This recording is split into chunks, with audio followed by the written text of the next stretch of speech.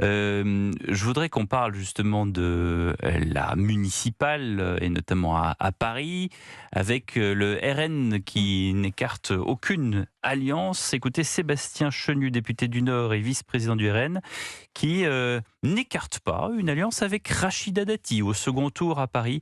Il appelle à sortir la gauche partout. Il était sur Public Sénat ce matin. C'est assez LR de savoir ce qu'ils veulent réellement. Est-ce que Rachida Dati serait capable de tendre la main pour battre la gauche à Thierry Mariani au Rassemblement national? Vous tendre la main? Écoutez, nous on veut sortir la gauche partout parce que, je vous le redis, la gauche est l'insécurité et la ruine. Et à Paris, si on parle de ruine des comptes publics et d'insécurité, je pense que là ils ont coché toutes les cases. Donc on verra. Ne faisons pas la campagne de second tour avant celle du premier tour. Nous, on se bat à Paris comme partout pour que nos idées soient le plus haut possible et pour sortir la gauche partout. Jean-Michel. Oui, mais en fait, le problème du Rassemblement national, c'est que Paris est pour eux une anomalie. C'est-à-dire que c'est le seul endroit où ils ne font pas des scores canons.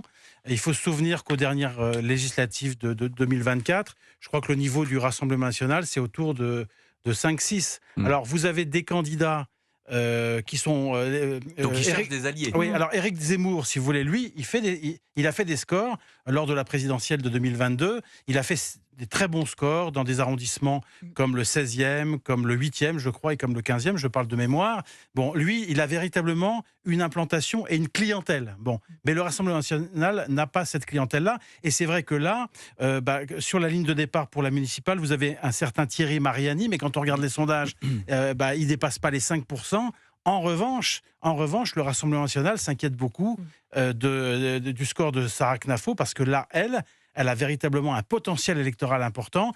Elle pointe à 9%, donc c'est-à-dire qu'elle est à un point de pouvoir se maintenir au second tour. Et je pense que Sarah Knafo va être un vrai problème pour Rachida Dati, beaucoup plus d'ailleurs que Pierre-Yves Bournazel. Donc en fait, on est dans cette bataille-là, et je pense que le Rassemblement national est pas sur la photo, et donc Chenu fait son boulot en disant ça serait bien qu'on soit aussi sur la photo et que éventuellement on puisse faire quelque chose avec Rachida Dati. Mais je crois que le vrai problème aujourd'hui, c'est pas le sujet, c'est pas tellement le Rassemblement national à Paris, mais c'est vraiment Sarah Knafo qui peut changer le cours des choses. Donc rappelons quand même le spectre en attendant sur les sondages. Donc de droite à gauche, on a Sarah Knafo à 9%. 9, oui.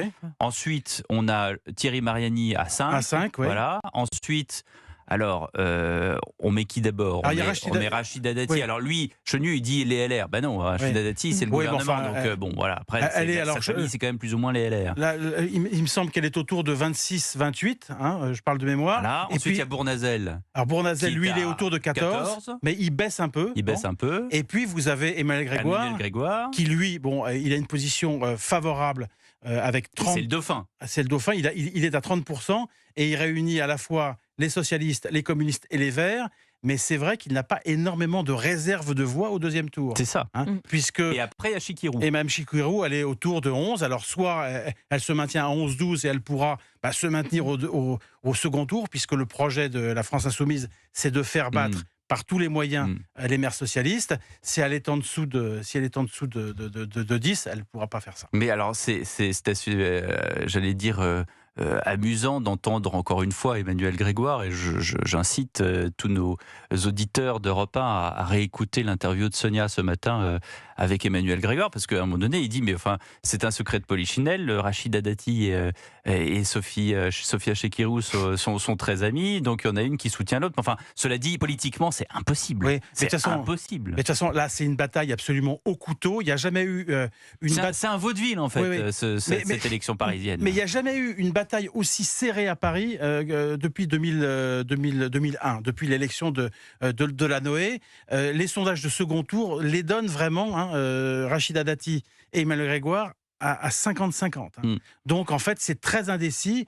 Et donc, là, tout le monde fait feu de tout bois. On peut dire à Monsieur Grégoire que, je sais pas moi, par exemple, Raphaël Nadal et Roger Federer étaient très amis dans la vie. Quand tu te retrouvais en finale de Roland-Garros, c'était chacun pour soi. Donc c'est la même chose pour Chikirou et pour Rachida Dati. Ophélie Roch. Et puis les deux, en plus, ont un sacré tempérament. Donc je pense en effet qu'elle ne laisserait pas la préséance. Non, c'est intéressant, moi, je trouve, ce qui se passe sur les municipales à Paris, tout simplement parce que j'y croyais pas spécialement, mais je trouve que Sarah Knafo, elle a réussi à faire une campagne qui est hors norme dans la manière qu'elle a de se positionner. C'est-à-dire, on a l'impression, en fait, que c'est une des rares depuis longtemps à essayer de faire un truc un peu en décalé. Vous voyez, quelque chose qui... Enfin, en fait, on n'a pas l'habitude de voir des campagnes comme ça, un peu décalées, avec un environnement marketé qui fonctionne plutôt bien, avec des couleurs identifiables. Et du coup, en fait, je trouve qu'elle ringardise considérablement tous les autres partis. Et je pense que ça peut peut-être faire un peu bouger les choses, parce que je pense que les autres partis... Elle fait moins boomer. Ah oui, quand même. Quand même. Enfin, je veux dire, qu'on l'aime ou qu'on l'aime pas, il faut reconnaître que sa campagne, le projet qu'elle présente, enfin, il y a quelque chose de jeune, en fait. Elle est, je crois, l'une des seules à avoir très vite présenté des propositions. Oui. Et des choses ambitieuses. T'achètes pas, mais en tout cas, les propositions sont sur la table. Et j'ajoute que Sarah Knafo sera l'invitée de Laurence Ferrari et de Sonia Mabrouk dans La France en face. C'est ce jeudi, à 21h en simultané sur Europe 1 et sur CNews. Oui, Jean-Michel. Les propositions de Sarah Knafo, elles sont incroyablement audacieuses. Oui, mais ça fait du bien. Et d'une certaine façon, elle a une vraie légitimité à les faire parce que... Qu'est-ce que vous trouvez de plus audacieux, par exemple? Par exemple, elle dit le nombre de fonctionnaires à la mairie de Paris, il faut les diviser par 2 parce qu'il y en a 55 000, c'est-à-dire qu'il y a plus de fonctionnaires à la mairie de Paris que dans toutes les préfectures de France. Vous avez bien entendu? Plus de fonctionnaires à la mairie de Paris que dans toutes les préfectures de France. Elle dit également qu'il faudra les faire travailler enfin 35 heures, parce que pour l'instant, ils sont à 32 ou 31 heures. Bon. Sur la dette, elle veut la diviser par 2, donc là aussi, avec une volonté de privatiser certains services publics, certains services municipaux. Et c'est vrai qu'elle a une vraie légitimité à proposer tout ça, parce qu'elle vient de la Cour des comptes, et donc elle sait compter. Moi, ce qui m'a, à propos de compte, ce qui m'a effaré c'est une des toutes premières réponses d'Emmanuel Grégoire ce matin sur Europe 1, c'est quand il dit que les comptes de la mairie de Paris vont très bien, alors qu'on sait très bien qu'il y a eu des audits, il y a eu la Cour des comptes. Non, la Chambre régionale des comptes qui explique qu'on est à 2 doigts de la banqueroute. Mais enfin, c'est pas grave. C'est pas grave, tout va très bien, Madame la Marquise. Bon. Donc, il faut jamais oublier non plus que Emmanuel Grégoire, il est quand même député aujourd'hui, et donc il fait partie de ceux qui ont voté 8 milliards d'impôts supplémentaires pour les entreprises lors du PLF, qu'il a voté également l'ajournement de la réforme des retraites. Enfin, c'est vraiment quelqu'un qui pense totalement à l'envers, et qui a voté des réformes qui sont totalement néfastes. Il a aussi dit qu'on ne pourrait pas remettre les voies sur berge aux voitures comme le proposent certains candidats. Oui. Voilà, Ophélie Roch. Non, mais en tout cas, j'espère que ça va inspirer des candidats d'autres villes pour peut-être repenser la politique qui fait si cruellement défaut. En fait, le sens politique, il a déserté une grande partie aussi, je pense, des Français, parce qu'on s'y retrouve plus avec des promesses qui n'ont aucun sens, aucune saveur, qui sont insipides. Et je trouve que c'est bien, en fait, d'avoir un souffle politique, parce que j'ose espérer qu'il y en a d'autres qui vont prendre le chemin, peu importe que ce soit des projets de droite ou de gauche. Mais il faut absolument qu'il y ait une sorte d'espoir, parce que là en plus on est quand même sur un fin de mandat présidentiel qui devient bien long. La politique, ça semble quelque chose qui quasiment est illusoire, et s'il pouvait y avoir des personnes qui redonnent l'envie de voter, moi je trouverais ça fantastique, en fait. Pensez à François Hollande qui laisse planer le doute pour 2027, c'est dans le Parisien ce matin. Jean-Michel. Mais c'est vrai que dans les grandes villes de Paris, Lyon, Marseille, il y a une vraie chance de grande alternance, en fait, quand on regarde. Parce qu'aujourd'hui, Marseille est tenu par M. Payan. Socialiste. Et c'est plutôt un socialiste. Et M. Alizio est plutôt bien parti. Il est parti en Rassemblement national.